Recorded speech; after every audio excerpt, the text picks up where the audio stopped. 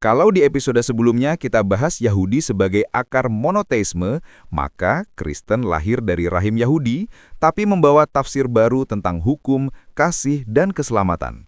Kristen adalah agama terbesar di dunia, dengan lebih dari 2 miliar penganut. Mari kita bahas 3 aspek utamanya: konsep ketuhanan, kitab suci, serta ibadah dan sistem sosial. Pertama, konsep ketuhanan.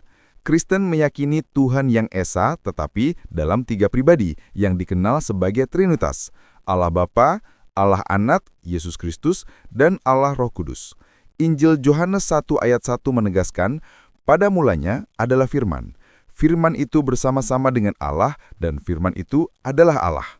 Bagi umat Kristen, Yesus adalah firman yang menjelma menjadi manusia. Dalam Yohanes 1 ayat 14, datang untuk menebus dosa dunia.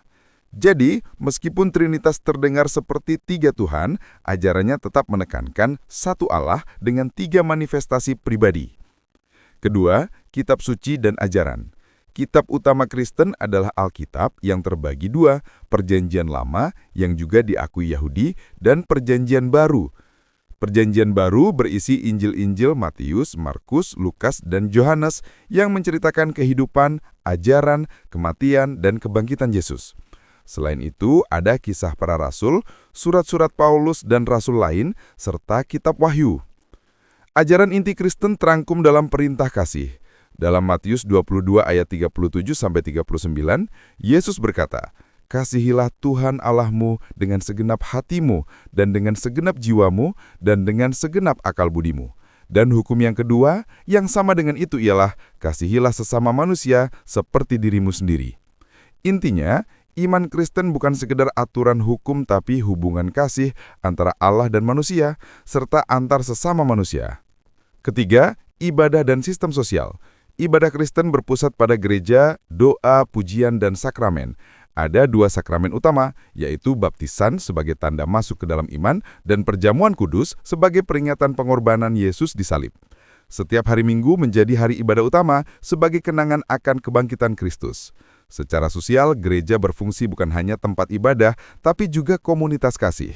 Jemaat saling mendukung, berbagi, dan melayani. Dari sinilah lahir banyak gerakan sosial Kristen, rumah sakit, sekolah, pelayanan kemanusiaan, hingga gerakan perdamaian. Jadi, agama Kristen menekankan iman yang diwujudkan dalam kasih yang nyata. Jadi, Kristen berdiri di atas keyakinan bahwa Allah adalah kasih, Yesus Kristus adalah jalan keselamatan, dan Roh Kudus memberi kekuatan hidup. Inilah inti iman yang mempengaruhi sejarah besar dunia, dari budaya, seni, hingga peradaban. Di episode berikutnya, kita akan bahas Islam, bagaimana Al-Quran menegaskan tauhid, syariat, dan sistem hidup yang menyeluruh. Jangan sampai ketinggalan, like, share, dan subscribe biar kamu nggak ketinggalan seri ini.